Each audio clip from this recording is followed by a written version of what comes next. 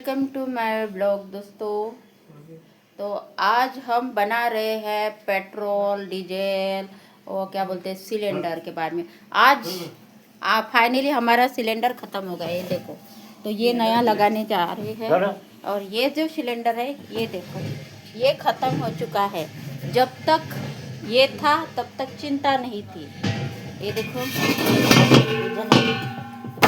ये देखो, ये सिलेंडर ख़त्म हो गया है। 2 सिलेंडर होते हैं तो पता नहीं, हमने पहले ही भर रखा था तो इतनी चिंता नहीं थी। बहुत सिलेंडर की मार हो गई है, झगड़े भी चलते हैं हमारे देश में। तो लोग जो है ना भाई, थोड़ा सा सब्र नहीं रखते, बस फर्क इतना है, मुझे मिलेगा या कुछ। और कुछ ऐसे लोग होते हैं लाइन में तो लगते हैं, कुछ ऐसे होते हैं लाइन तोड़कर आगे निकलने की कोशिश करते। भाई कुछ ईमानदारी रखो अंदर, क्योंकि सबको मिलने वाला है, ऐसा नहीं है कि उनको मिलेगा नहीं। और बहुत सारे लोग ऐसे हरामी लोग होते हैं जो सिलेंडर की लाइन हो या पेट्रोल पंप पर लाइन लगाते हैं लोग, तो आगे जाने की बहुत कोशिश होती है कि हमको मिलना चाहिए हमको। ऐसे 1-2 लोग तो हरामी मिलती है कहीं पर भी जाओ। तो अभी ये सिलेंडर हमारा लगाया जा रहा है, देखो। तो ये भरकर था इसीलिए लागला बराबर, तो हमें परवाह नहीं थी। तो अभी देखो ये लगाया है तो गैस चालू होगा भाई। तो इस तरह से है। पेट्रोल पंप पे आज सवेरे से लाइन लगी हुई थी।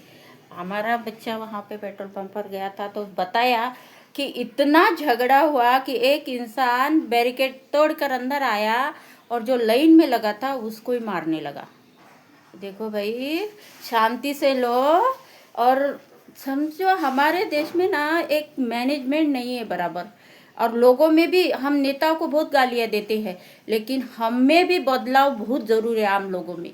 कि जब हम कहाँ पे जाते हैं, कहीं पे सिलेंडर लेने जाना हो, अब देश में हालात बन गए हैं ऐसे, तो हम लोगों को भी समझना चाहिए कि हमें भी ज़रा सी इंसानियत, ज़रा सी ये रखनी चाहिए, पेशेंट रखना चाहिए कि मिलेगा। और इस तरह से लोग रांगा तोड़ कर आगे चले जाते हैं, हमें मिलेगा। गाड़ी में लाइन लगी हुई होती है तो वो एक दूसरे को बोलते हैं ये इसका धक्का लग रहा है, उसका धक्का लग रहा है। औरतें जो होती है, भाई हमको धक्का लग रहा है। अरे भाई ज़रा सा पेशेंस रखिए, ज़रा सी समझदारी रखिए।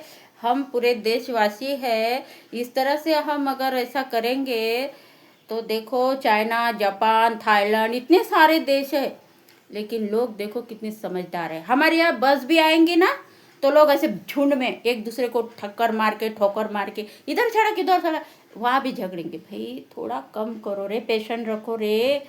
थोड़े देर से जाओगे तो कोई फर्क पड़ेगा। और ये पेशेंट हमारे भारत के देश में नहीं है।